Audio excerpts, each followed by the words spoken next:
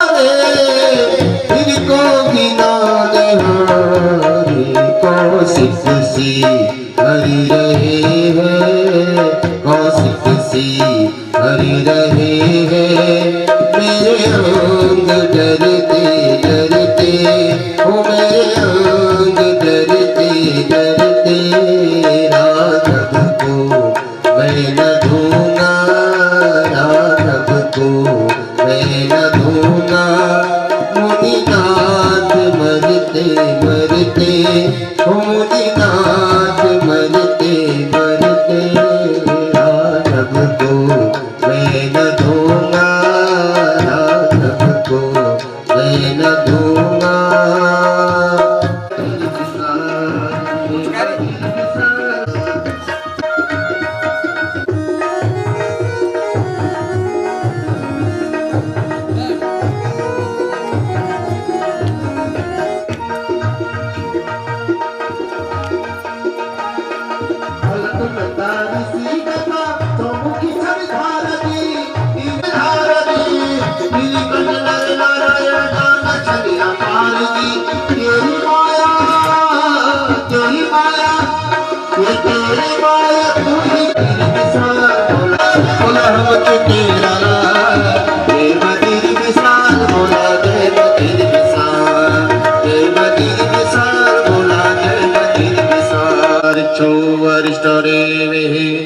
स्वस्ति नो बृहस्पतिर्दधातु यो शान्तिरन्तरिक्षगो शान्तिः पृथिवी शान्तिरापः शान्तिरौषधयः शान्तिः वनस्पतयः शान्तिर्विश्ववेदाः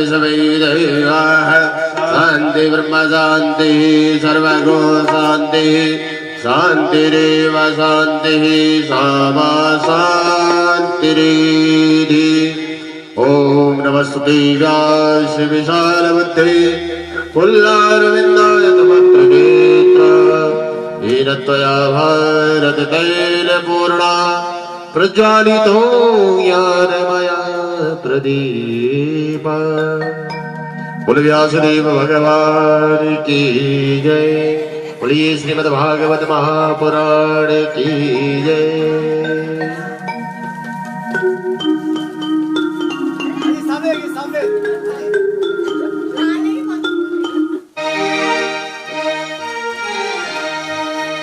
हो मेरा आपकी कृपा से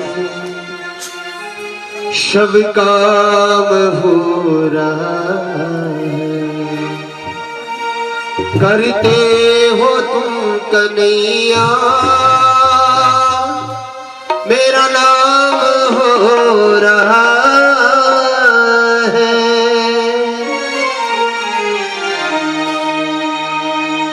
मेरा आपकी कृपा से सब काम हो रहा है। मेरा आपकी कृपा से सब काम हो रहा है। मेरा आपकी कृपा से सब काम हो रहा है। करते हो तुम कन्हैया मेरा नाम हो रहा है। तुम साथी हो जो मेरे किसी चीज की कमी है। तुम साथी हो जो मेरे किसी चीज की कमी है। किसी और चीज की अब दरकार भी नहीं है। किसी और चीज की अब दरकार भी नहीं है।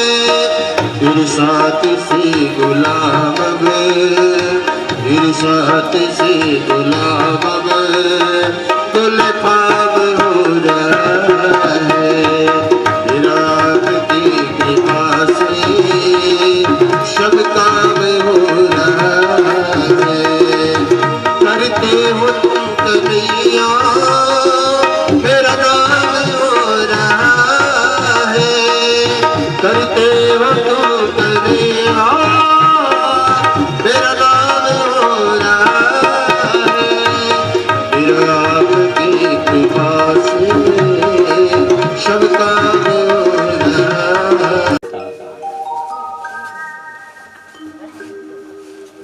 राजर्षि परीक्षित के आसन पर आरूढ़ श्रीमान गोविंद सिंह जेठुड़ी जी, आपकी धर्मपत्नी श्रीमती फूलदेवी देवी जी, समस्त जेठुड़ी परिवार, समस्त आयोजक बंधु, आपके समस्त दूर दराज से आए हुए आप सभी प्रेमियों,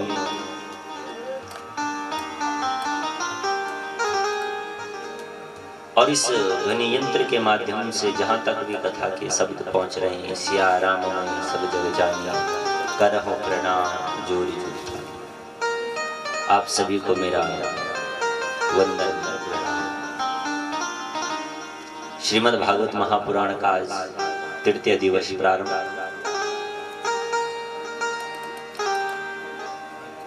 तृतीय दिवस में समुपस्थित समस्त विद्वत समाज, विप्र समाज, श्रद्धा भक्ति स्वरूपा माताएं, बहनें, भद्र पुरुषों आए अपनी जीवन की डोर को, मन की डोर को भगवान के चरणों में बांधते हुए भगवान नाम का आश्रय ले और श्रीमद् भागवत महापुराण की पावन गाथा में हम प्रवेश करें। आए सभी लोग मन और वाणी से झूमते हुए भाव से कीर्तन गाएं। गाए गोविंद गोपाल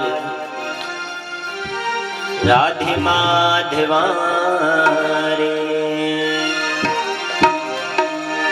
कृष्ण गोविंद गोपाल राधे माधवा रे, गाओ गोविंद गोपाल राधे माधवा रे, गाओ गोविंद गोपाल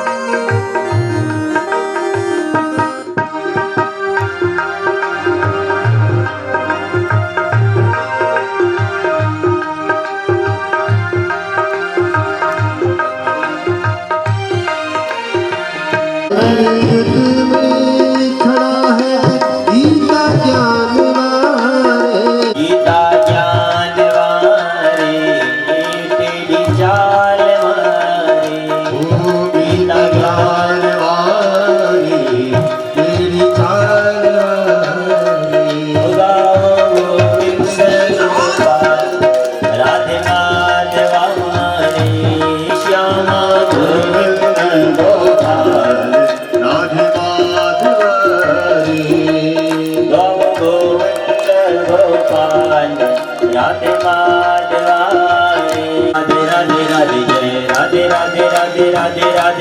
राधे जय राधे राधे राधे राधे राधे राधे राधे जय राधे राधे राधे राधे राधे राधे राधे राधे राधे राधे राधे राधे राधे राधे जय राधे राधे राधे राधे राधे राधे राधे जय राधे राधे राधे राधे राधे राधे राधे जय राधे राधे राधे राधे राधे राधे राधे जय राधे राधे राधे राधे राधे राधे राधे जय राधे राधे राधे राधे राधे राधे राधे जय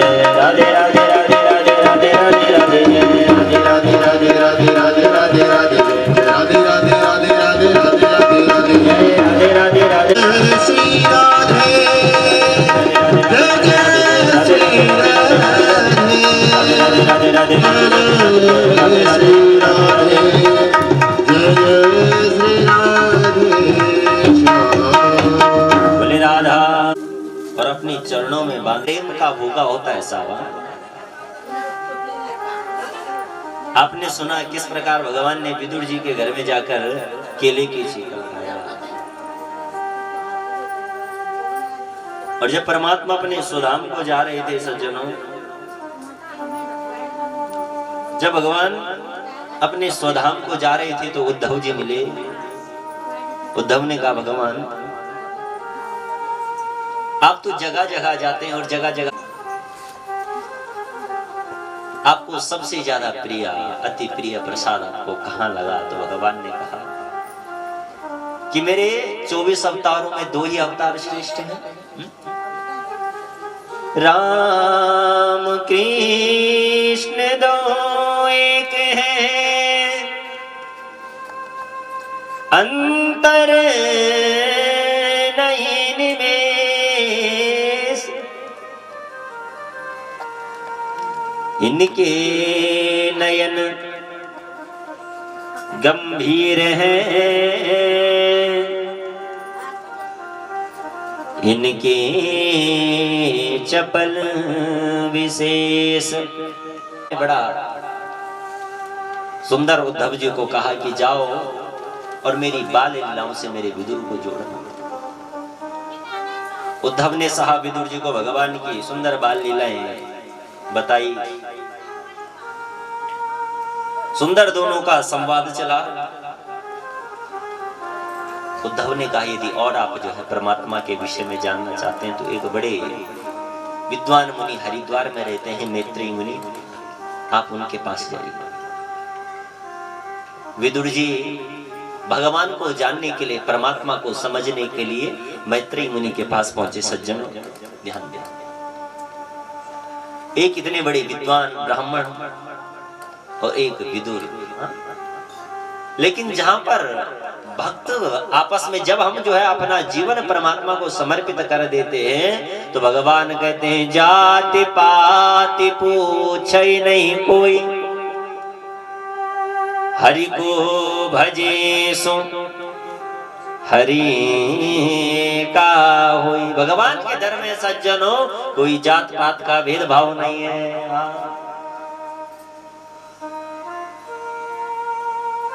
ऊंचे कुल क्या जन्मया, जो कर्म न ऊंचे हो। आप बहुत ऊंचे कुल में जन्मे हैं सज्जनों, लेकिन कर्म यदि हमारे खराब है तो कोई लाभ नहीं है।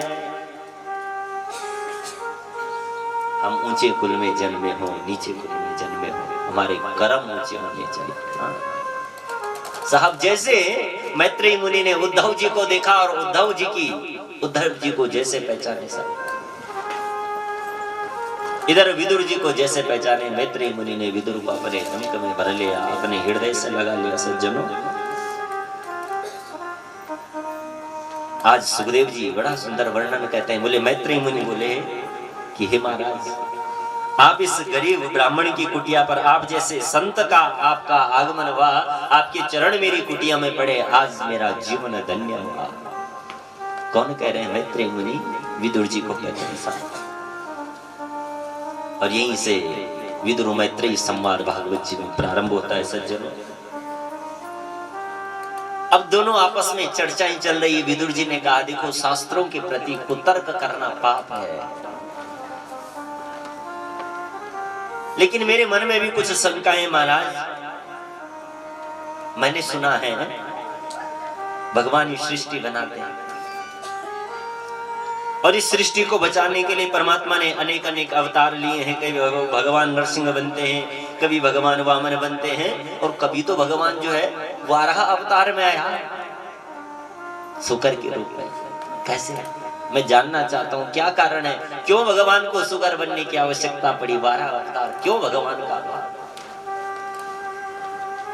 तो मैत्रेय मुनि और विदुर दोनों का संवाद चल रहा है। मैत्रेय मुनि जवाब देते हैं, देखिए महाराज, आपने बड़ा सुंदर प्रश्न पूछा कि भगवान बारंबार अवतार लेते हैं।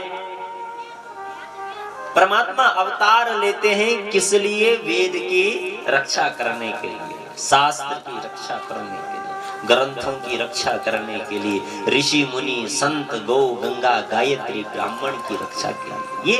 ये स्तंभ है, हाँ? ये देवता है। वेद, ब्राह्मण, गौ, गंगा, गायत्री, संत, ये क्या है? धर्म के स्तंभ, देवता है सब। और इनके ही चरणों के आशीर्वाद से भगवान की भी प्राप्ति होती है।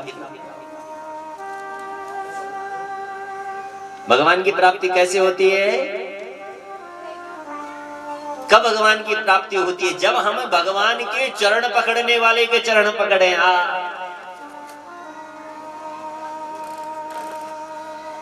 अगर ब्राह्मण की बताई गई विद्या को आप अपनी जीवन में अपनाएंगे, संत की बोली हुई वाणी को आप अपनी जीवन में अपनाएंगे सज्जनों, तो निश्चित रूपेण ईश्वर की प्राप्ति होती है। भगवान के जिसने चरण पकड़े उसके चरण पकड़ो लो, बस। समझ रहे? एक कथा याद आती है मुझे हनुमान जी महाराज की।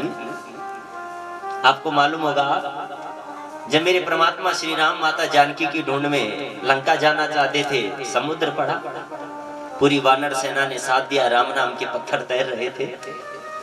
तो उस समय क्या होता है, गिलहरी आती है साथ।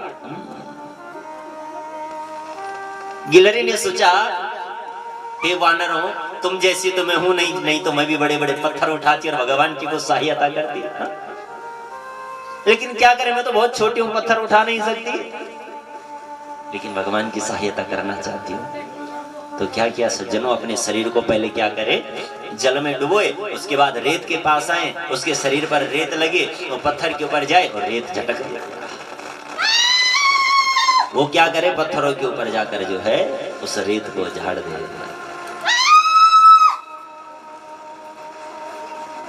उसके मन में भाव है, उसके मन में विचार है कि हे परमात्मा, ये जो नुकीले नुकीले पत्थर हैं ये आपके पैरों में ना चुभ जाएगा। ये पत्थर ही ईश्वर आपके पैरों में ना चुभे, इसलिए वो क्या कर रही है, वो रेत डाल रही है साथ उन पत्थरों पर, और उस पत्थर का वो जो नुकीला भाग है उसे वो रेत से दबाना चाहती है। वानर सेना ने हनुमान जी को कहा, बोले हे हनुमान जी देखिए, ये गिलहरी बार बार आके जो है क्या कर रही है, आप देखो, पहले जल में जाती है, फिर रेत के पास जाती है, फिर वहां जाती है, कहीं ऐसा ना हो कि हमारा पैर इसके ऊपर पड़ जाए और ये मर जाएगा। ये गिलहरी हमारे पैर के नीचे मर ना जाए। तो साहब हनुमान जी ने कहा, बोले हाँ सही कहते हो। हनुमान जी गए और हनुमान जी ने गिलहरी की पूंछ में अपना पैर रख दिया। क्या किया हनुमान जी ने, उस गिलहरी को अपने पैर से दबा दिया साहब। और पीछे से मेरे राम देख रहे हैं। जैसे ही गिलहरी को हनुमान जी ने अपने पैर से दबाया, वो गिलहरी के मुख से निकल पड़ा हाय राम। जैसे उसने भगवान राम का नाम निकाला, उसो ही हनुमान जी ने अपना पैर हटाया। ओह कहीं ऐसा, ये मैंने क्या पाप कर दिया, मैंने तो, ये तो कोई भगवान राम की भक्त मुझे प्रतीत होती है। तुरंत अपना पैर हटाया सज्जनों।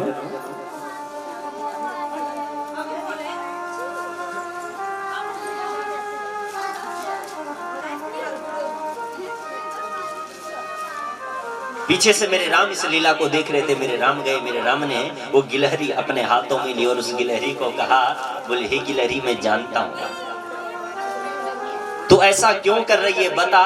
तेरी पूंछ पर हनुमान ने पैर रखा, तुझे हनुमान ने अपने पैरों से दबाया, बता मैं हनुमान को क्या दंड दूंगा।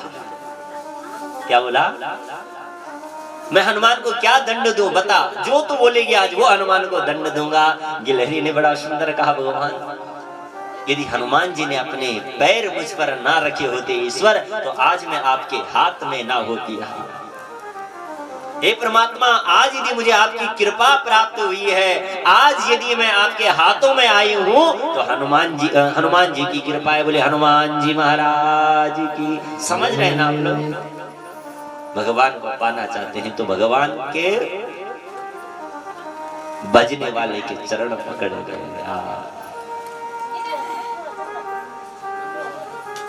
भगवान के चरण पकड़ने वाले के लिए हमने सज्जनों चरण पकड़ लिए तो हमारा उद्धार निश्चित है। इधर विदुर मैत्री संवाद चल रहा है। मैत्री मुनि ने कहा, बोले भगवान ने वाराह का रूप इसलिए धारण किया, इसकी एक प्राचीन समय की बात है। एक कश्यप मुनि हुए, कश्यप ऋषि थे, और कश्यप ऋषि की दो पत्नियां हैं।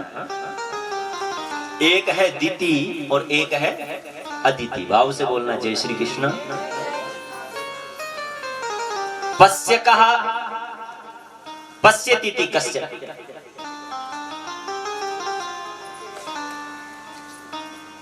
और कश्यप की वो जो दो पत्नी, दिति माने भेद बुद्धि और अदिति माने अभेद बुद्धि। ध्यान दें, जहां पर अदिति होती है, अदिति बोले तो अभेद बुद्धि, जहां पर हमारी दृष्टि में कोई भेद नहीं होता। अदिति के कौन है? देवता है।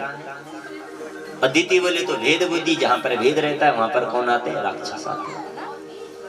सायंकालीन का समय था, अदिति कश्यप मुनि के पास आई, पुत्र कामना से आती है। कश्यप मुनि ने कहा, देवी ये समय पुत्र कामना के लिए अच्छा नहीं है। सायंकालीन में भगवान के गण आकाश मार्ग में उड़ते हैं, उनकी छाया पड़ जाएगी, सही नहीं है। लेकिन आज दिति के आग्रह के आगे कश्यप मुनि को झुकना पड़ा, और उन पर, उस गर्भ पर जो है राक्षसों की छाया पड़ने के कारण उसके गर्भ में राक्षस उत्पन्न हुआ। ये कौन है? ये भगवान के द्वारपाल हैं सब। ये जो दोनों इसके गर्भ में आ रहे हैं, ये दोनों द्वारपाल। एतो पार्षदो मह्यम जयो विजय एव चा कदर्थी कृत्यमाम यद्दो भव्यक्रातामतिक्रमम्। प्राचीन समय में जब सनकादि ऋषि, सनक, सनंदन, सनातन, सनत कुमार ये भगवान के दर्शन करने जा रहे थे, तो इन दोनों जय विजय ने रोक दिया। कहाँ जा रहे हैं? सनकादि ऋषियों ने कहा, बोले तुम हमें भगवान के दर्शन करने से रोकते हो, जाओ तुम्हें श्राप देते हैं, तुम राक्षस बन जाओ। अब तो ये क्षमा याचना करने लगे, भगवान आपने हमें तो राक्षस होने का श्राप दे दिया।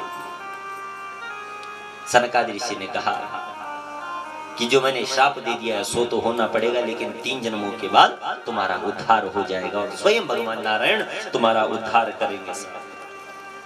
तो वही दोनों हिरण्यकश्यप को हिरण्याक्ष बने। माता दिति के गर्भ से इन दोनों का जन्म हुआ। अब दिन प्रतिदिन इनका जब धराधाम पर पाप बढ़ा, अनर्थ बढ़ा। देखिए, पृथ्वी में जब पाप होता है तो प्रलय आती है, और एक दिन ऐसा आता है कि पृथ्वी जलमग्न होने लगती है। जब खूब पाप बढ़ा सज्जनों, तो ये पृथ्वी डूबने लगी। पृथ्वी डूब रही थी, सो प्राचीन समय था। उस समय जो है उड़ा करते थे नारद जी। एक तरफ नारद जी उड़ रहे हैं और एक तरफ हिरण्याक्ष उड़ रहे हैं। इतने में ब्रह्मा जी को छींक आई और नासिका के माध्यम से जो है वाराह भगवान प्रकट हो गए। बोले वाराह भगवान की। वाराह भगवान आए और पृथ्वी की रक्षा के लिए आ रहे थे साहब। इधर हिरण्याक्ष नारद को ललकारने लगे, बोले महाराज केवल भगवान का भजन करना आता है या लड़ाई झगड़ा भी आता है? आओ जरा 2-2 हाथ हो जाए। नारद ने कहा, भैया ये तो मुझे नहीं आता, लेकिन पीछे से आ रहा है, शायद उसे झगड़ा करना है, मुझे तो नहीं आता। मैंने तो केवल जीवन में एक चीज सीखी है, श्री कृष्ण गोविंद हरे मुरारी, हे नाथ नारायण वासुदेवा, बस इसके अलावा कुछ नहीं आता। कभी लड़ाई नहीं की, कभी झगड़ा नहीं किया। वाराह भगवान आए, इसने वाराह भगवान को युद्ध के लिए ललकारा।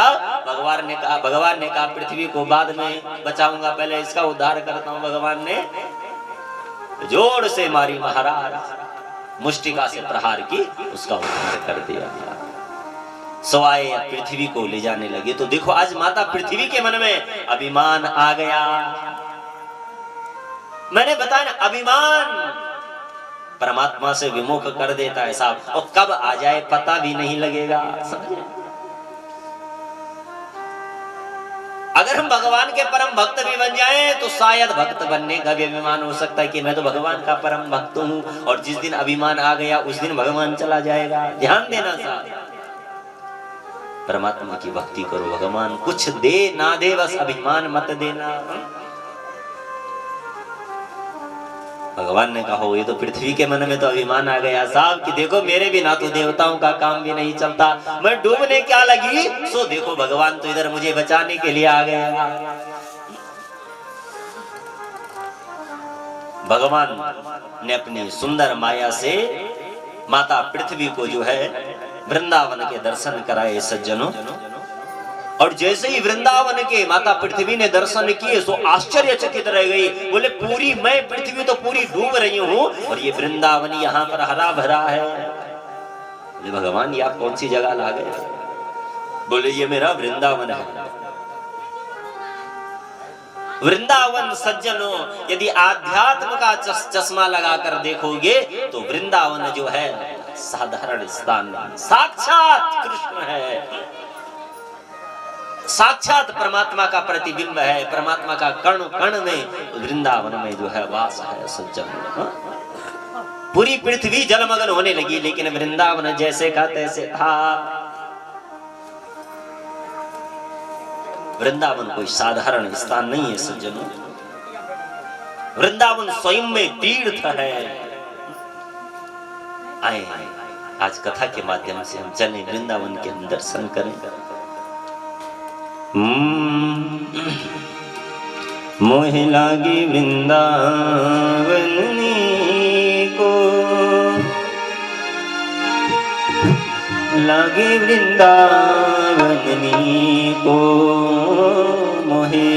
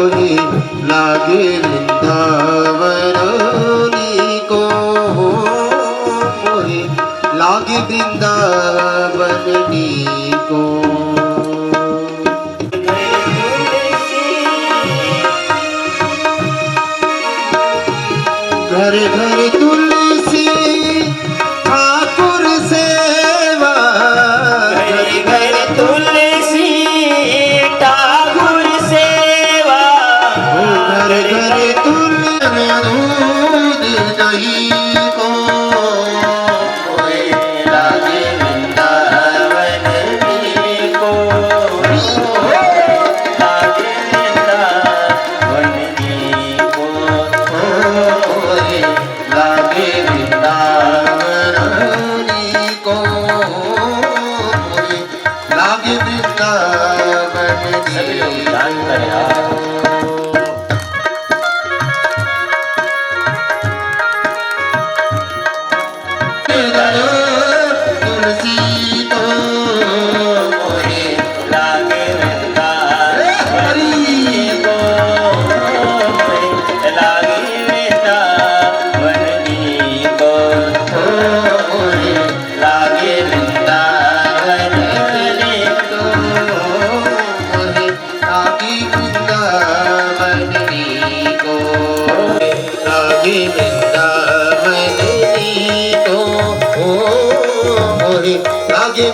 वृंदावन सभी लोग भाव से ध्यान करेंगे भगवान का वृंदावन कैसा है।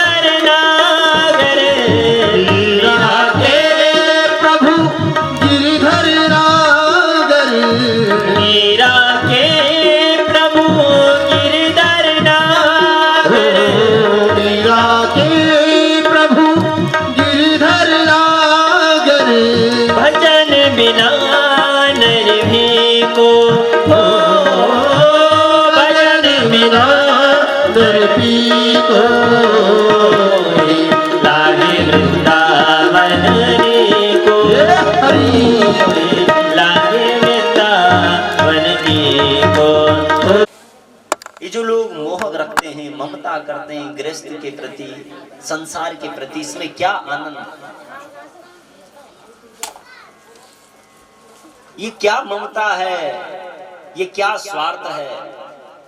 बोले भगवान क्यों ना मैं भी एक बार इस गृहस्थ के सागर में डुबकी लगाऊं, और ऐसा सोचकर भगवान का भजन करने लगे। देखो सज्जन, कोई भगवान के दर्शन पाने को तप करता है, कोई कृपा पाने को तप करता है, कोई मोक्ष पाने को तप करता है, लेकिन ये भगवान का तप कर रहे हैं कि भगवान मैं भी गृहस्थ में चला जाऊं। भगवान श्री नारायण की सुंदर भक्ति की सज्जनों, मेरे परमात्मा ने कर्दम जी को दर्शन दिए। बोले भक्त वत्सल भगवान की। कर्दम जी को जैसे नारायण के दर्शन हुए, सो नारायण की तो ऐसी दिव्य झांकी है सज्जनों कि जिसने उसको देख लिया वो सारी पृथ्वी उसके सामने फीकी लगने लगी। समझ लो, एक बार अगर भगवान का नशा लग जाए ना, तो फिर ये सब कुछ, सारा संसार, सारी संपत्ति, सारी संपदा सब फीकी लगती है, कुछ नहीं है। जो आनंद भगवान के चरणों में बैठकर है सज्जनों, वो कहीं नहीं है। भगवान के दर्शन पाके सारी इच्छा है। भगवान ने कहा मांगो कर्दम जी क्या चाहिए। कर्दम कहने लगे बोले भगवान आपके दर्शन चाहिए थे, सो मिल गए। और मांगता तो वो है जिसके पास कुछ नहीं होता, और मेरे पास तो आप है भगवान, मुझे क्या मांगने की आवश्यकता है? मुझे कुछ नहीं चाहिए प्रभु, मुझे किसी चीज की आवश्यकता नहीं है। भगवान ने कहा कर्दम जी आपने भक्ति तो मेरी किस लिए की थी मैं जानता हूं। मन मन भावे मुंडे लाओ, मन में तो तुम्हारे लड्डू फूट रहे। बोले भगवान आ गए, क्या पता मेरा रिश्ता करके आ गए हो और बाहर से मना करते हो। लेकिन भगवान नहीं। भगवान ने कहा क्या कर रहे हो कर्दम, मैं तो तुम्हारा रिश्ता पक्का करके आ गया। जो देवहूति नामक बालिका है, जो मनु महाराज की 3 पुत्रियां आकुति, देवहूति और प्रसूति हैं, उनमें से जो बीच वाली है देवहूति, उससे मैं तुम्हारा रिश्ता पक्का करा के आ गया, और अब तुम मना करते हो।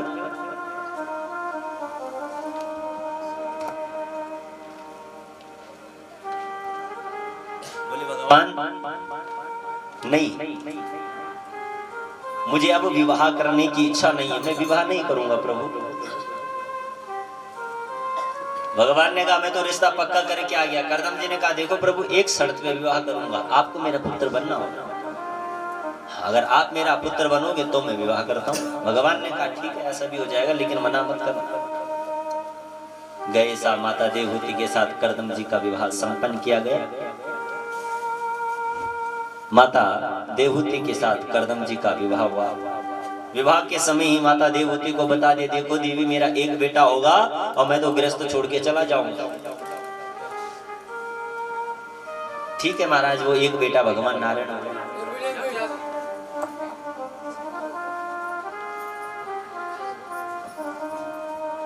वो एक बेटा भी स्वयं भगवान होगा और भगवान हमारा पुत्र बन जाए, इससे ज्यादा और क्या चाहिए। माता देवती ने भी हाँ बोल दी। विवाह हुआ सज्जनों, देखिए एक है ऐसा संत जिसके पास रहने को भी कोई सुंदर मकान घर नहीं है, पर्णकुटी में रहता है, और माता देवती है राजकुमारी। क्यों कर वो है राजकुमारी, आयसा पर्णकुटी में रहने लगे। इधर करदम जी अपने हाथ में माला ली, भगवान के भजन में बैठ गए साहब। कोई भला भगवान का भजन करता है जो बहुत ज्यादा भक्त भी होगा, 1 घंटे 2 घंटे, उसके बाद अपनी माला छोड़ के अपना काम में लग जाता है। लेकिन करदम जी ने 1 वर्ष 2 वर्ष 3 वर्ष ऐसा करते करते महाराज मां देवती सब देख रही। बाहर देखा महाराज, बड़ा आश्चर्य हुआ। एक झरने के नीचे शेर भी, हिरण भी, एक बिल में सांप भी, चूहे भी एक साथ रहते। हिंसक पशुओं के भी हिंसा के भाव खत्म हो गए। किसके प्रताप? करदम जी की भक्ति के प्रताप, करदम जी की शक्ति के प्रताप, करदम जी की ऐसी वो दृढ़ भक्ति, ऐसी वो दिव्य भक्ति सज्जनों कि हिंसक जीवों के भी मन में हिंसा के भाव दूर है। शेर और मृग एक साथ जल पी रहे महाराज। माता देवती बड़ी प्रसन्न, मैं कितनी भाग्यवान हूँ, कितनी नसीब वाली हूँ, ऐसा संत मुझे पति रूप में मिला। आज की कोई बेटी होती तो क्या करती, अपने मायके चले आती, लेकिन देवहूति ने अपने पतिव्रत धर्म का पालन किया, पति की सेवा की।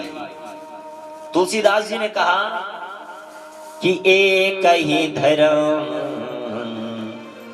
एक व्रत नेमा, एक ही धर्म एक व्रत नेमा, एक ही धर्म एक व्रत नेमा, काय वचन मन पति प्रद प्रेमा, काय वचन मन पति प्रद प्रेमा। एक ही धर्म एक व्रत नेम, काय वचन मन पति प्रद प्रेम। एक ही धर्म एक व्रत नेम, काय वचन मन पति प्रद प्रेमा। एक ही धर्म एक व्रत नेमा, काय वचन मन पति प्रद प्रेम। ओ काय वचन मन पति प्रद प्रेमा। एक ही व्रत एक ही नियम है, उसका पालन माता देवहूति ने किया। साथ माता देवहूति ने उसका पालन किया, और ऐसा करते करते करदम जी ने 40 वर्षों की समाधि ली। 40 वर्ष तक क्या किया, केवल पति की सेवा की। तत्पश्चात 40 वर्षों बाद जब समाधि टूटी, देखा आप कौन है। देवहूति कहने लगी, बोले महाराज 40 वर्ष पूर्व हमारा विवाह हुआ था, और विवाह के पश्चात आप तो साधना में बैठ गए। मैं देवहूति हूँ, आपकी पत्नी हूँ। करदम जी का हृदय विदीर्ण हुआ। बोले महाराज, बोले देवी 40 वर्षों तक तुम यही रही। बोले हाँ महाराज, कहाँ जाती। एक नारी के लिए उसका पति व्रत धर्म ही सर्वश्रेष्ठ है। उसके लिए तो धर्म भी वही है, व्रत भी वही है, नियम भी वही है, तब सब कुछ वही है। पति की सेवा ही सब कुछ है। तो महाराज आज करदम जी ने, माता देवहूति ने प्रेम के सरोवर में डुबकी लगाई, गृहस्थ में प्रवेश किया। करदम जी ने सोचा था एक बालक होगा। पहली महाराज कन्या, दूसरी भी कन्या, तीसरी भी कन्या, चौथी भी कन्या, पांचवी भी कन्या, 6, 7, 8 ऐसा करते करते जो है करदम जी ने 9 कन्याओं को जन्म दिया। आज 10वें रूप में स्वयं मेरे नारायण आए, कपिल बनकर आए। बोले कपिल अवतार भगवान की जय। तो करदम जी ने अपनी बेटियों का विवाह किया। करदम की जो 9 कन्याएं हैं उनमें सबसे बड़ी है कला, जो मरीचि के साथ भी ब्याई गई। दूसरी पुत्री है अनुसुईया, मां सती अनुसुईया का नाम कौन नहीं जानता। हा? इन्हीं में वशिष्ठ जी की पत्नी जो अरुंधति है वो भी करदम ऋषि की पुत्री है। भृगु मुनि की पत्नी भी करदम ऋषि की पुत्री है। ऐसा ऐसा जो है इन्होंने सुंदर 9 कन्याओं को जन्म दिया। सबका विवाह संतों के साथ संपन्न हुआ। 10वें रूप में स्वयं मेरे कपिल अवतार भगवान आए। भगवान कपिल के दर्शन किए, बोले देवी मैं तो अब जो है इसी झांकी को देखकर भगवान को समर्पित हो जाऊं। और वो दिव्य झांकी हृदय में बिठाई और चले गए सज्जनों तप करने।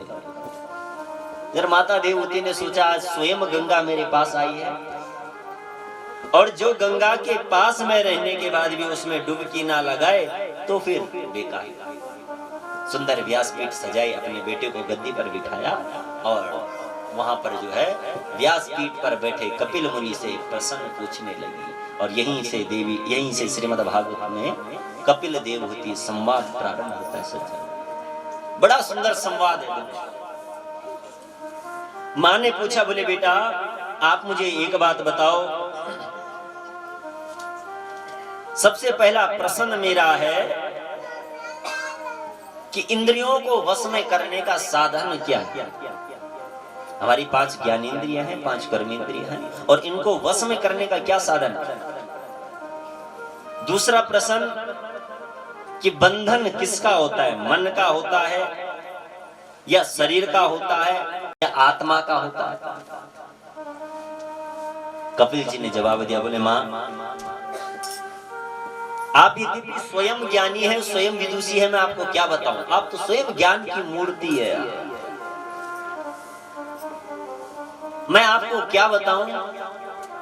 लेकिन आपने पूछा कि इंद्रियों को वश में करने का साधन क्या है, तो इंद्रियों को वश में करने का एक ही साधन क्या कि प्रत्येक इंद्रिय का मुख भगवान की ओर मोड़ दो।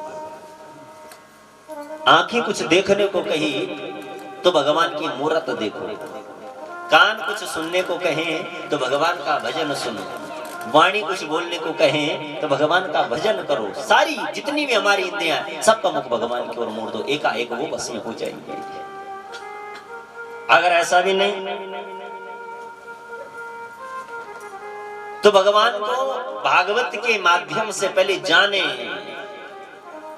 जानने का प्रयास करें वो कैसा है। क्योंकि तुलसी बाबा ने लिखा है कि जाने बिना न होई प्रतीति, जाने बिना न होई प्रतीति, जाने बिना न होई प्रतीति, बिन प्रतीति होई नहीं प्रीति, बिन प्रतीति होई नहीं प्रीति, बिन प्रतीति होई नहीं प्रीति, बिन प्रतीति होई नहीं प्रीति। भगवान को जाने, जब भगवान को जानेंगे तो उसमें प्रीति लगेगी, उस पर ध्यान लगेगा। और मां ऐसा भी नहीं तो अष्टांग योग का यहाँ पर वर्णन कपिल जी ने मां को दिया। अहिंसा सत्यमास्तेय यावदर्थ परिग्रह ब्रह्मचर्य तपः शौचम स्वाध्याय पुरुषार्चनम। क्या करें? मौनम सदा सन जयस्तेर्यम प्राण जयसने प्रत्याहारेन्द्रियाणां विषयान् मनसारिधि। इन विषया शक्तियों से मन को हटाने का ये भी साधन है। जहाँ हमारा मन फंस रखा है ना गृहस्थ में, यहाँ से हटाने का क्या साधन है? ये अष्टांग योग का वर्णन आया सज्जनों। सबसे पहले तो जो है मन को जीतने के लिए अहिंसक बने, अहिंसक बने, किसी की हिंसा ना करें, तामसिक भोजन को त्यागें, मांस भक्षण ना करें। और आज हमारी प्रवृत्ति ऐसी बन गई है साहब, हमें लगता है मानो सब कुछ वही है। नहीं साहब, आज का जीव उसे लगता है मानो मैं खाने के लिए जी रहा हूं। नहीं, हम तो जीने के लिए खा रहे हैं। क्या जो तामसिक चीजों का भक्षण नहीं करता उसका जीवन नहीं है? मुझे कल एक फोन आया, बोले पंडित जी मुझे व्रत शुरू करने हैं तो क्या केवल उस दिन मुझे जो है तामसिक भोजन का वर्जित करना पड़ेगा या जब तक मैं व्रत रखूंगी तब तक? अरे भाई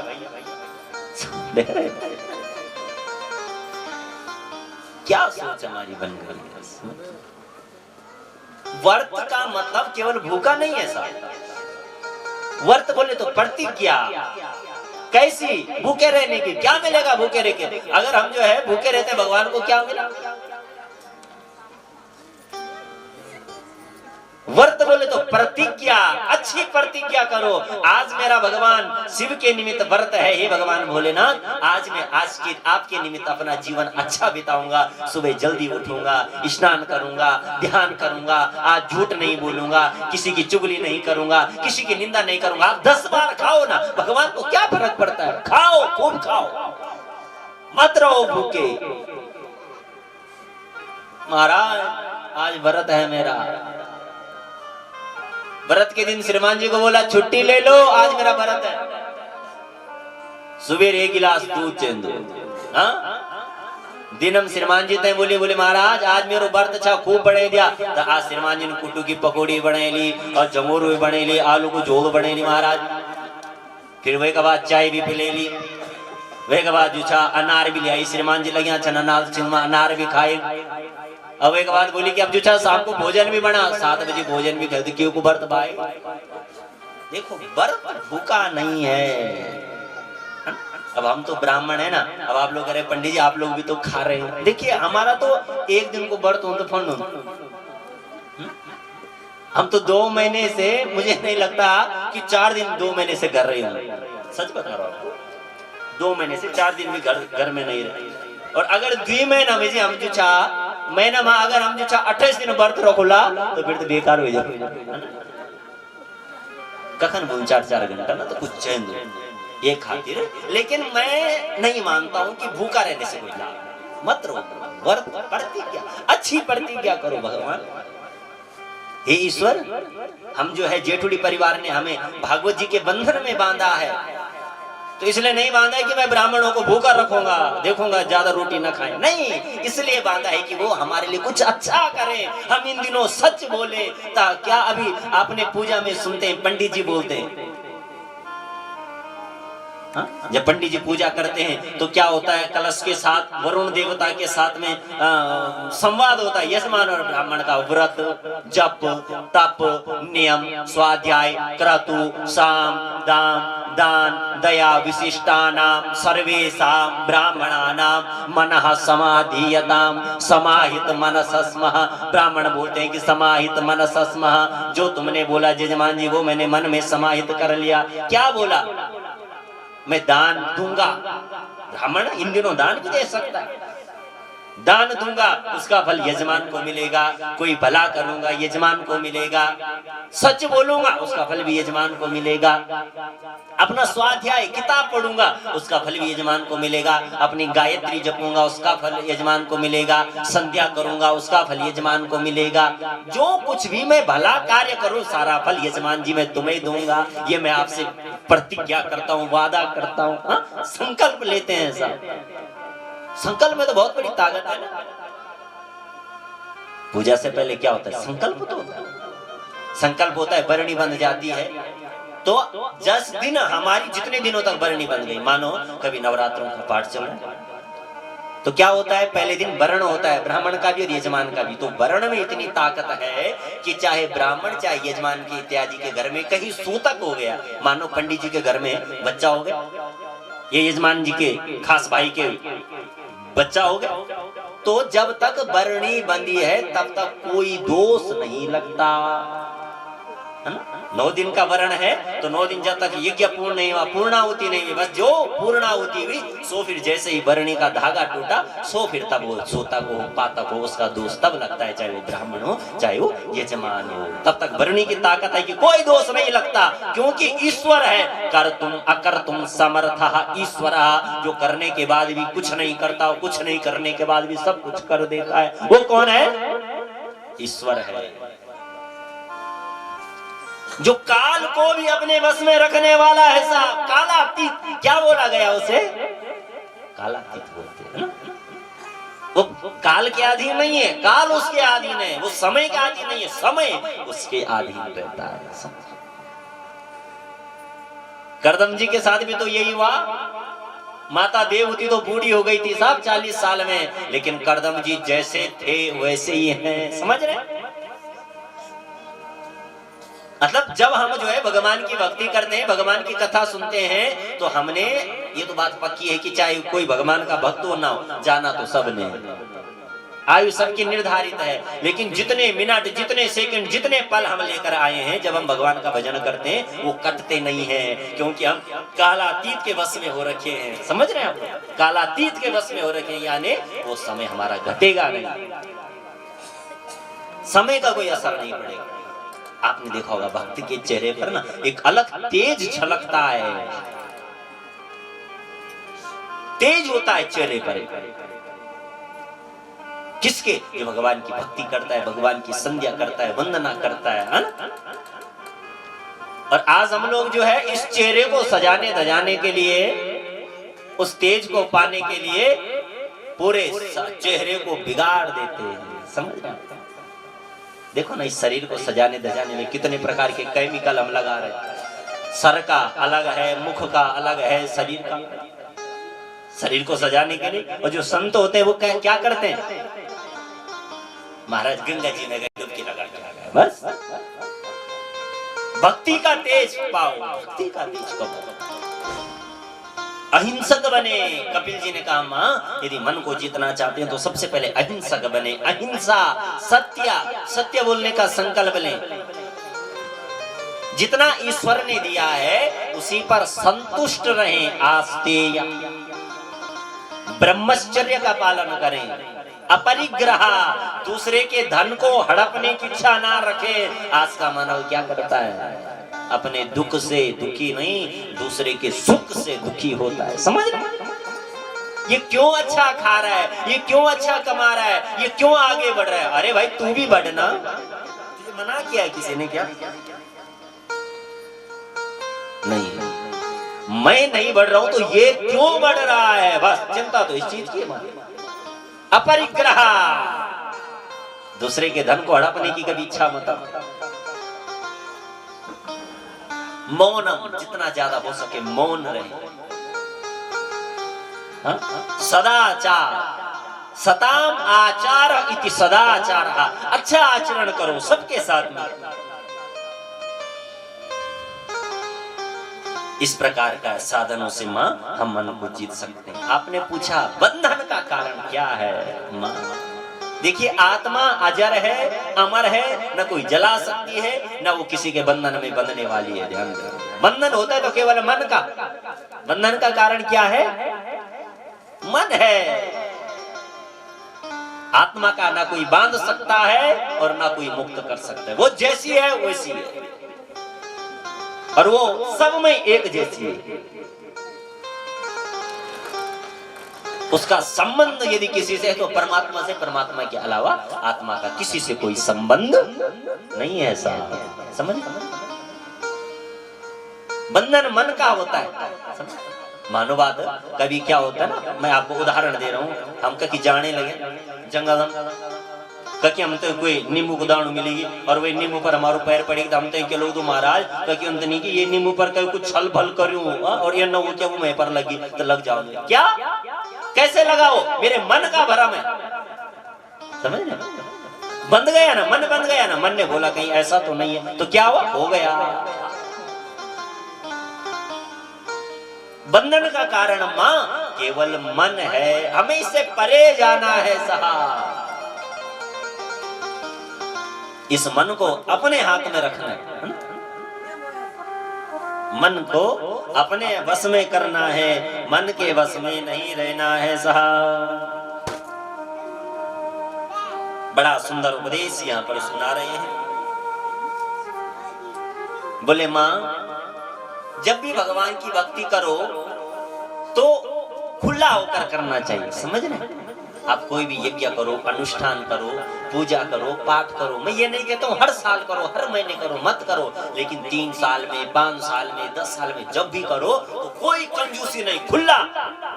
हाँ, अभी आप आगे सुनोगे ना, कृष्ण जन्म में नंद बाबा ने जो था लुटा दिया, ले जाओ ले जाओ ले जाओ। आगे आप अभी पांडवों का यज्ञ सुनोगे, जब पांडवों का यज्ञ होता है तो जो है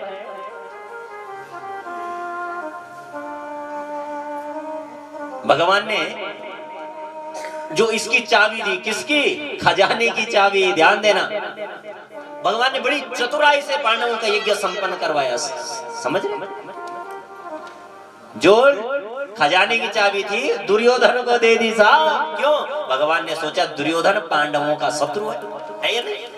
और दुर्योधन सोचेगा कि मेरे शत्रु का सब लुट जाए, और यज्ञ में जितना लुट जाए उतना क्या है? लाभ है।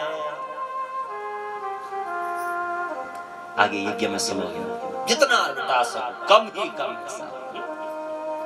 जब भी करो, यहां पर जो है एक कथा मुझे याद आती है, जीवन में यही हमारे साथ जाना है सज्जनों। ये जो हम कर रहे हैं इसी का पूछताछ वहां पर होगी कि आपने ऐसा किया तो मांगो क्या चाहिए। और ये जो आज ये पूरा जेठुड़ी परिवार ये जो यज्ञ करवा रहा है, ये यज्ञ अपने आप में बहुत बड़ा और विशाल यज्ञ है सज्जनों, ध्यान दें।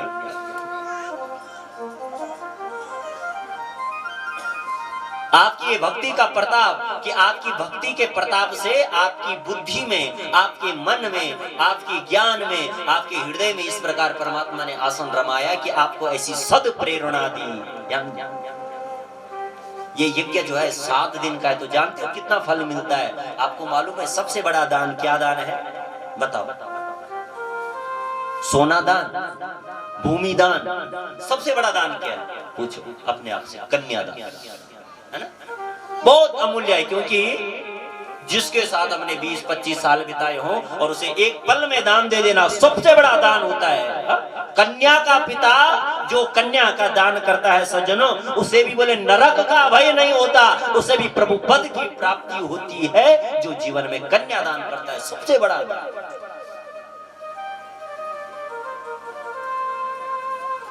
और इस यज्ञ में आपको कितने कन्यादान का फल मिल रहा है जानते हैं? 7 कन्यादान का। इसका जो फल है वो जेठुड़ी परिवार को, श्रीमान गोविंद सिंह जेठुड़ी जी को 7 कन्यादान का फल मिल रहा है साहब।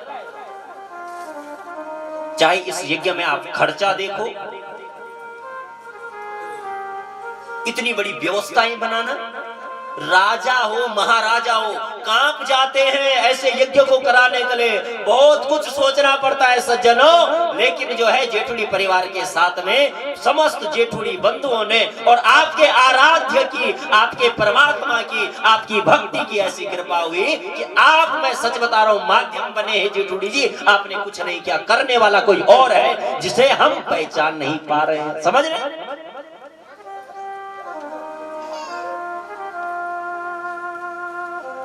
करने वाला कोई और बैठा है, कर तो कोई और रहा है, आप तो केवल खड़े हैं।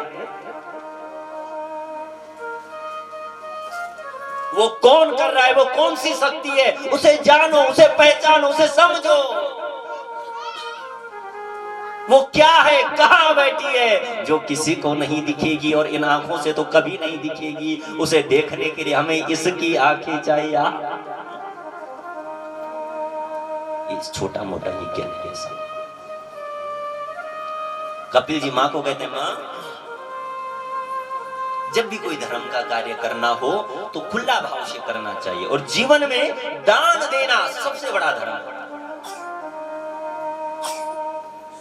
एक दानचंद की मुझे कथा याद आती है साहब।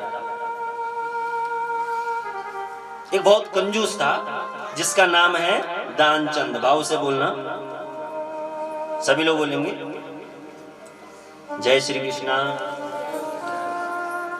तो उसकी पत्नी ने सोचा, भाई इसने तो कभी जीवन में दान दिया नहीं, और जो मैंने सुना जो दान नहीं देता उसको सदगति नहीं होती। पत्नी ने बोला, बोले हे लठियाला, गंगा जी का किनारा रंग कभी दान तो दे दिए। अब महाराज श्रीमती जी का बोले, अंशु तैयार हुई गंगा स्नान करना खातिर। बोले भगवान जी पूछो लो कि तुम ऋषिकेश हरिद्वार में जन्म लेनी, लेकिन तुम कभी अपना जीवन में गंगा जी में डुबकी नहीं लगाई, लठा कुछ तो कर दे, नहीं तो नरक में भी जगह नहीं मिलने। चलिए साहब ठीक है देवी मैं जाता हूँ। अब वही सूची में त्रिवेणी घाट जोलो नैना खातिर, तो हम तो मांगण वाला होना, अगर ये न हो गई दान देने पड़ जाओ, सुखा गई चंद्रेश्वर घाट चली गई सब। अब बोले शमशान घाट में कोई मांगण वाल के वक्त लास्ट मांगवा है ना, चंद्रेश्वर घाट चली गई। अरे गंगा ही मत जानी, त्रिवेणी घाट भी वही गंगा जी चल और चंद्रेश्वर घाट में भी वही गंगा जी चल, ध्यान दिया नहीं। परमात्मा देखिए बोले बेटा तू इतना डरता है दान देने से, लेकिन चल तू आज गंगा में आया है तो मैं तुझे खाली हाथ नहीं लौटाऊंगा। अब भगवान जो है घाट पे आ गए, बोले जय हो महाराज यजमान जी की जय हो। बोले भाई कौन है? बोले महाराज मैं हूं ब्राह्मण, मैं संत हूं। अरे कैसा विचित्र संत है भाई, अरे तुमने एक भी नहीं छोड़ी, लठियालों कम से कम एक तो छोड़ देना। तो परमात्मा ने जवाब देने कि महाराज साल 2 साल में तुम जन्म यजमान को मिल जाऊं दो और मेरे साल 2 साल को कोटा भर जाऊं दो। भाव से बोला। अब तो दानचंद घबरा गया, वो साल 2 साल की बात करता है, महाराज मेरे से उम्मीद मत करना, मैं कुछ नहीं देने वाला। भगवान ने कहा ऐसा तो हो नहीं सकता कि कुछ नहीं देने वाला, कुछ ना कुछ तो देना पड़ेगा। अरे भाई मैं कुछ नहीं दूंगा। जैसे तैसे करा के दोनों का संवाद हुआ, तो पहले जो है ढीला चलता था, रुपए भी नहीं ढीला। बात आ गई आते आते आते आते आते आते जो बहुत बड़ा अमीर था सब, किस चीज की कमी नहीं थी, लेकिन क्या है अधिकतर होता क्या है, गढ़वाल में एक बात बोलता कखी नाक कखी सुन कुछ बोलता, जखम पैसा होंदो वो कम दान देने की इच्छा नहीं होती, जखम दान होना वो कम होंदो नहीं। साहब क्या करे। अब बात आ गई ढेले पे, एक ढेले के लिए तैयार हो गया था, पर अभी नहीं दूंगा, बाद में कभी। चलो ठीक है। अब आया वो नानू के गंगा जी से घर आया, अब भगवान भी उसके पीछे पीछे पीछे भी जाते आते उसके द्वार पर पहुंच गए। कहा देखो जरा द्वार पर कौन आया? पत्नी गई। महाराज कौन हो? बोले दानचंद जी का घर यही है। बोले हाँ ये बताओ क्या काम है? बोले उन्होंने आज गंगा जी में संकल्प किया था कि एक ढेला दान दूंगा। भाई खुद कह दो उनसे जरा, वो मांगने वाले आए। दानचंद के पास गए, बोले महाराज कोई आ रहा है? वही है जिसको आपने दान देने के लिए कहा क्या किसी को? बोले वो घर पे आ गया। बोले हाँ। बोले एक काम करो उसे बोलो कि दानचंद जी घर पे नहीं है। पत्नी गई, बोले महाराज अभी तो घर पे नहीं है, कभी आएंगे तो फिर आ जाए। उसने कहा ठीक है हमारा क्या है, मेरा ना घर ना बार, मैं यहीं पे बैठ जाता हूँ, 2 टाइम की रोटी तो मिल ही जाएगी। गई महाराज वो तो ऐसा बोल रहा है। बोले एक काम करो उसे बोलो कि घर पे तो लेकिन बीमार पड़ गए। महाराज क्या करो बीमार पड़ गए? बोले हाँ हाँ बोल देना। पत्नी भी गई, बोले महाराज घर पे तो लेकिन बीमार पड़ गए, बाद में आना दान दे देंगे। उसने कहा ओ मेरा यजमान बीमार पड़ गया। कह क्या बात करते हो देवी, मेरा यजमान बीमार है और मैं अपने यजमान को इस घड़ी में छोड़ के जाऊं? नहीं नहीं नहीं मैं यहीं पर बैठूंगा जब तक ठीक नहीं होंगे। भाई वो तो ऐसा कह रहा है। बोले एक काम करो ऐसा बोल दो कि वो मर गए। अरे क्या कह रहे हो? बोले हाँ हाँ बोल दो। गए महाराज तो मर गए। अरे मेरा यजमान मर गया। बोले ठीक है देवी तुम चिंता मत करो, मैं पूरे गांव में बता के आता हूँ। और पूरे गांव में गए, सब बोल दिया दानचंद मर गया, दानचंद। सब लोगों की भीड़ लगी, दानचंद बिस्तर पर लेटा है, सब लोगों की भीड़ लगी। वो कह रही है, पत्नी कह रही नहीं मरे नहीं मरे, ये झूठ कह रहे हैं। लोगों ने कहा बेचारी को सदमा लग गया, चलो भाई तैयारी करो ले जाने। अब दानचंद को ले जाने की तैयारी भी घाट पहुंच गए, लेकिन दानचंद जी ने आंखें नहीं खोली कि दान न देना पड़े। अब भगवान ने सोचा कहीं ऐसा ना हो भाई मेरे कारण कोई सच में मर जाए तो पाप लगेगा, ठीक नहीं है ना। भगवान ने कहा रुको मैं ब्राह्मण हूँ, मैं कोई मंत्र बोलना चाहता हूँ यजमान के काम में जिससे उसको मुक्ति मिल जाए। तो भगवान गए और भगवान ने कहा आया हूँ वैकुंठ से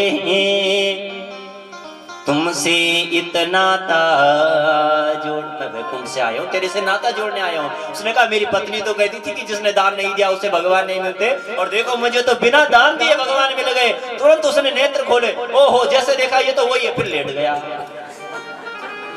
भगवान ने कहा रुको रुको रुको, असर हो रहा है मेरे मंत्र का, फिर से जाने दो मुझे, इसे अभी नहीं, अग्नि मत लगाओ, रुको। तो कहा भगवान गए भाई मैं हार गया, मांग ले वो वरदान कछु, तू ही मांग ले, छोड़, पर ऐसा मत कर, तू मांग ले। तो वो भी कहता है भगवान कुछ देना चाहते हो तो ढेला दीजिए छोड़, बस ढेला छोड़ दो, कुछ नहीं चाहिए। हा? तो मां ऐसी भी भक्ति नहीं करनी, कोई भी कार्य करना है हृदय से करना है सज्जनों, क्योंकि भक्ति का कार्य जो है मनुष्य बार बार नहीं कर पाता। और जहां पर नहीं है, ऐसा भी नहीं है कि जहां पर है नहीं वो भक्ति नहीं कर सकता, वो भी कर सकता है। जहां पर है वहां पर धन दान दो, अन्न दान दो, सब कुछ दान दो। जहां पर नहीं है वहां पर मानसिक भक्ति का वर्णन भी आया है। मन से भक्ति करो, जहां पर नहीं है तो नेत्र बंद करो, हे परमात्मा मैं आपके मंदिर आई, आपके मंदिर आकर मैंने भगवान भोलेनाथ को जल चढ़ाया, आपको नैवेद्य का भोग लगाया, बस भगवान के मन से यदि दर्शन भी हो जाए वही भक्ति, उससे भी मां भगवान की प्राप्ति होती है। मां भगवान का वास कण कण में है, प्रत्येक स्थान पर भगवान का वास है। एक नाथ जी महाराज हुए, महाराष्ट्र से गंगोत्री जल लेने आए, पैदल यात्रा की साहब। जब पुनः महाराष्ट्र पहुंचे तो आप समझ सकते हो जो महाराष्ट्र से गंगोत्री पैदल आएगा उसके शरीर की गति क्या होगी, खूब थक गया। अब जैसे ही अपने शिवालय के द्वार पर पहुंचा तो वहां पर एक घोड़ा जो प्यासा तड़प रहा था, लेकिन संकल्प था ये जल तो भगवान को चढ़ाऊंगा। और इतना सरल भी नहीं है कि 8, 10, 20, 100, 50 किलोमीटर हो तो चलो दोबारा जल लेके आ जाए। उसने सोचा ये जल भगवान को चढ़ाऊं या इस घोड़े को पिला दूं। कहा भाई घोड़े को पिला दूंगा, मेरा संकल्प अधूरा रह जाएगा, भगवान को चढ़ाना था। अब भगवान को चढ़ा दूंगा तो ये घोड़ा प्यासा मर जाएगा। बाद में सोचा, बोले शास्त्र कहते हैं कि प्रत्येक स्थान पर भगवान का वास है, ऐसा सोचकर उसने घोड़े को गंगा जल पिलाया सज्जनों। तो उसी घोड़े से उसको भगवान शिव ने दर्शन दिया। बोले शंकर भगवान की हर हर हर हर हर हर महादेव। भगवान भोलेनाथ ने उसे वहीं से दर्शन दिया। प्रत्येक स्थान पर भगवान का वास है, ये समझकर कर्म करना चाहिए, किसी को दुख नहीं देना चाहिए। और भगवान का नाम प्रत्येक परिस्थिति में गाओ, प्रत्येक परिस्थिति में भजो। फिर माँ ने कहा, बोले बेटा यदि हमने तो सुना है कि भगवान का नाम यदि अशुद्ध निकल जाए तो पाप लगता है। बोले माँ नहीं, यदि हम भक्ति से भगवान का नाम लेना चाहते हैं तो विद्वान वदति विष्णवे नमः और मूर्ख वदति विष्णावे नमः। लेकिन विष्णवे नमः बोले या विष्णाये नमः बोले, फल एक है। गाओ भगवान को जपो, येन केन प्रकारेण, जिस किसी प्रकार से, जिस किसी भाव से हम जो है भगवान के नाम को भजेंगे, भाव से कुभाव से। बाबा तुलसीदास जी ने कहा कि भाव कुभाव अनख आलस, नाम जपत मंगल दिस दस। ये नाम 10 दिशाओं में सज्जनों हमारा कल्याण करता है। आज माँ ऐसा सत्संग सुनते सुनते पिघल गई, उसका शरीर पिघलने लगा और वो सिद्धिदा नाम की नदी बनी। कपिल जी ने माता को प्रणाम किया और वो सिद्धिदा नदी से आचमन लिया। सज्जनों यहीं पर भागवत जी का 3य स्कंद भी प्रभु चरणों में विराम होता है। बोले नारायण भगवान की जय। 4th स्कंद में सुंदर वर्णन आया कि माता देवहूति का वंश आगे नहीं चला। माता देवहूति की 3 जो बहनें थी, आकुति नामक जो बहन थी उसका रुचि प्रजापति के साथ ब्याह हुआ और इनके यहाँ यज्ञ नारायण भगवान आए।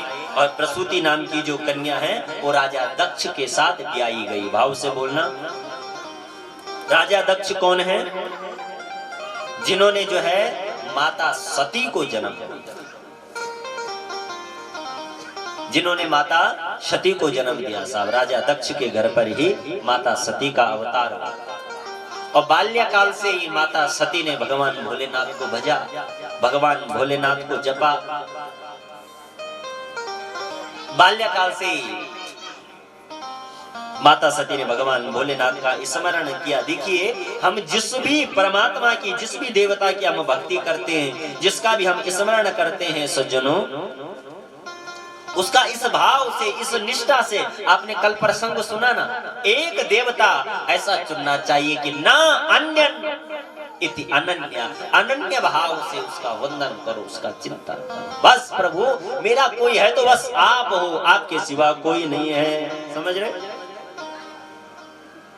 ऐसी हमारी दृष्टि बन जाए कि वो परमात्मा मुझे सर्वत्र नजर आने लग जाए, तो समझना मेरी भक्ति सार्थक है। हा? मेरी भक्ति कब सार्थक है? जब मेरा ईश्वर मुझे सर्वत्र नजर आए।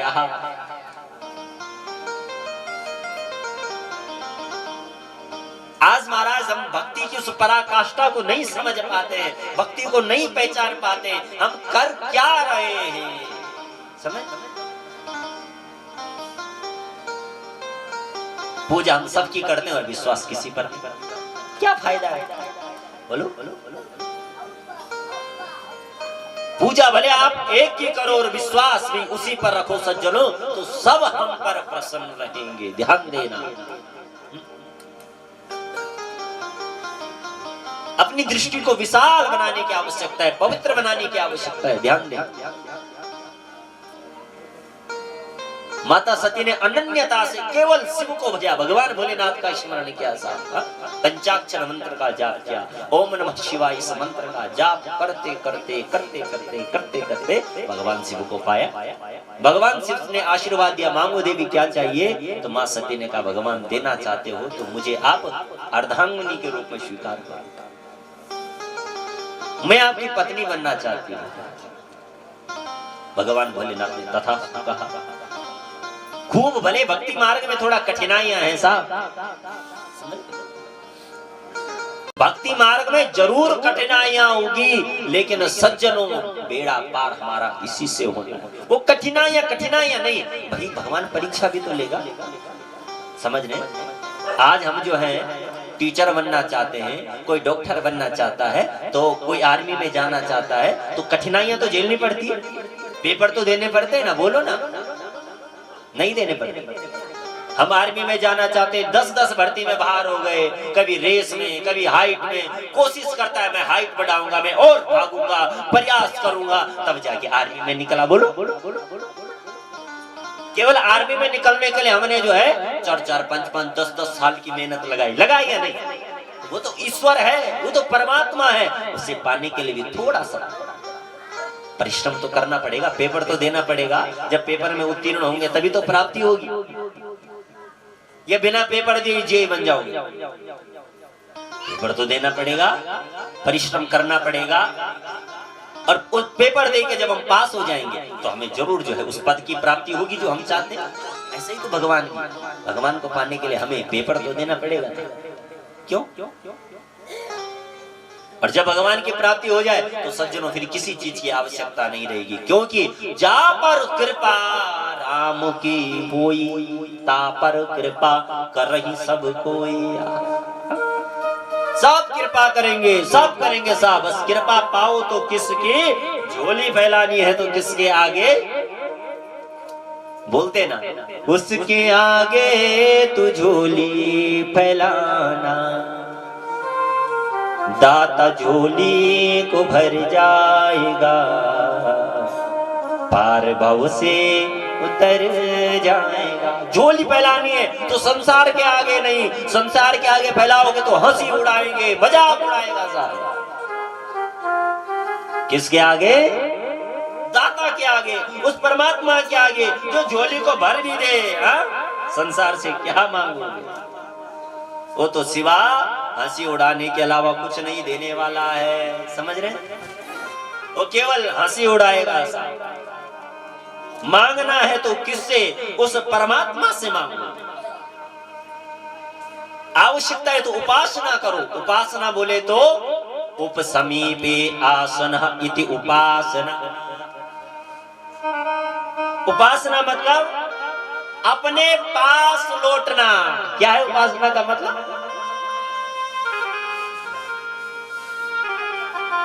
उपासना का मतलब क्या है? अपने पास लौटना। जब ये सारा संसार ठुकरा देता है ना, जब ये सारा संसार ठुकरा दे, अपने भी छोड़ने लग जाएं, क्योंकि ये तो समाज है, संसार है। सुर नर मुनि सब की यह रीति, स्वार्थ लाग करहि सब प्रीति। स्वार्थ होगा तो सब बोलेंगे कि मेरा अपना है, मेरा अपना है, और स्वार्थ नहीं होगा तो कोई अपना नहीं बनेगा। समझ रहे? अगर आपके पास पैसा है, धन है, सब कुछ, तो लोग बोलेंगे कि हाँ ये तो मेरा अपना है, क्योंकि उससे कुछ लालच है, उससे कुछ स्वार्थ है। और जब हमें लगता है कि ये मेरे लिए कुछ नहीं कर सकता, तो अपने को भी हम अपना नहीं बताते। ये संसार है। जब कभी ऐसा हो, जब अपना छोड़ने लग जाए, अपना भी जब दूर जाने लग जाए सज्जनों, तो क्या करना है? बोले उपासना। उपासना बोले तो अपने पास लौट जाना, अपने आप के साथ खुश रहने का प्रयास करो। अपने साथ बोले तो मैं कौन हूं? अहम ब्रह्मास्मि। मैं जो मेरे हृदय में जो बैठा है वो परमात्मा, उसे ढूंढो, उसे पहचानने का प्रयास करो और उसके साथ में रहने का प्रयास करो सज्जनों। वो कभी धोखा नहीं देगा। ये संसार कब छोड़ दे कुछ पता नहीं है, कब धोखा दे दे कुछ पता नहीं है। ध्यान देना, अपने आप में रहने की आदत डाल दो, बड़ा आनंद आएगा। सब हमें दुख मिल रहा है, दुख का कारण है तो क्या? हम दूसरे के आदी बन गए हैं। हाँ, समझ रहे? मैं, मेरा बेटा है, मैं बेटे के बिना नहीं रह सकती हूँ, नहीं रह सकता। माँ, बेटा विदेश चला जाए तो क्या दुख मिला? हा? बेटी की शादी के बाद बुआरी लेते हैं, बंबई चल जाओ, दुख मिला। और अगर आप अपने साथ में रहने की यही आदत पहले डाल देते तो वो दुख मिलता क्यों? अपने आप के साथ में रहो, अपने आप को पाओ, अपने आप के साथ में रहो। उपासना यही बता रही है, अपने को पाओ, उसे ढूंढो, उसे समझो, अपने आप को समझो। और जिस दिन हम अपने आप को समझ गए सज्जनों, तो समझना कि दुखों से छुटकारा मिल गया। भाव से बोलना, दुखों से छुटकारा चाहते हैं ना, दुखों से मुक्त होना चाहते हैं ना, तो क्या करना है? अपने आप के साथ जियो, अपने आप को पाओ। माता सती ने वे अनन्यता से भक्ति के साथ भगवान भोलेनाथ को पाया। हे परमात्मा, देना चाहते हो तो आप मुझे पत्नी रूप में स्वीकार करो। भगवान ने भी आशीर्वाद दिया सज्जनों। तो माता सती की भक्ति के आगे जब भगवान झुके, भगवान विवाह के लिए तैयार हुए। माता सती के साथ विवाह करने के लिए तैयार हुए सज्जनों। तो भगवान शिव का विवाह माता सती के साथ में चैत्र मास की त्रयोदशी फाल्गुनी नक्षत्र में और रविवार का दिन निकाला गया। बारात के लिए सुंदर दिन निकाला। भगवान भोलेनाथ तैयार हुए। भगवान भोलेनाथ का सुंदर विवाह उत्सव माता सती के साथ संपन्न हो रहा है। आए हम भी भगवान भोलेनाथ के विवाह उत्सव में चलें। कौन कौन चलना चाहते हैं? सब चलेंगे, चलिए। आए माँ भगवती, माँ चमराड़ा देवी का ध्यान करते हुए, भगवान भोलेनाथ का स्मरण करते हुए हम सब चलेंगे भगवान भोलेनाथ की साथी में। खूब झूमेंगे, खूब नाचेंगे। सारे देवता जा रहे हैं। सभी देवताओं ने सुंदर सुंदर वस्त्र सिलाए। ब्रह्मा जी ब्राह्मण है सा भगवान भोलेनाथ के। सारे भूत प्रेत यक्ष गण सब जा रहे हैं। चले ब्रह्मा चले, विष्णु चले, चले नंदी बाबा। भूत प्रेत यक्ष किन्नर सब चली न बाबा। तेरी बैराती माँ, तेरी बैराती माँ, रे भोला तेरी बैराती माँ, तेरी बैराती माँ, रे भोला। हर हर महादेव।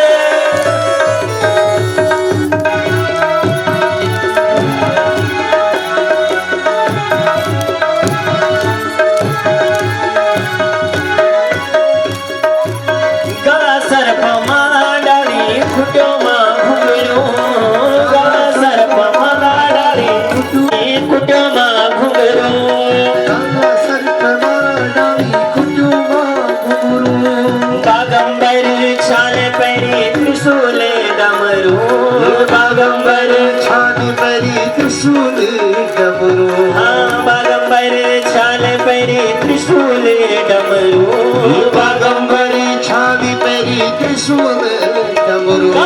गिरी बराती माँ शिव बराती माँ रे बराती माँ शिव बराती माँ रे भोला गिरी बारात माँ शिव बारात हरे हरे महादेव।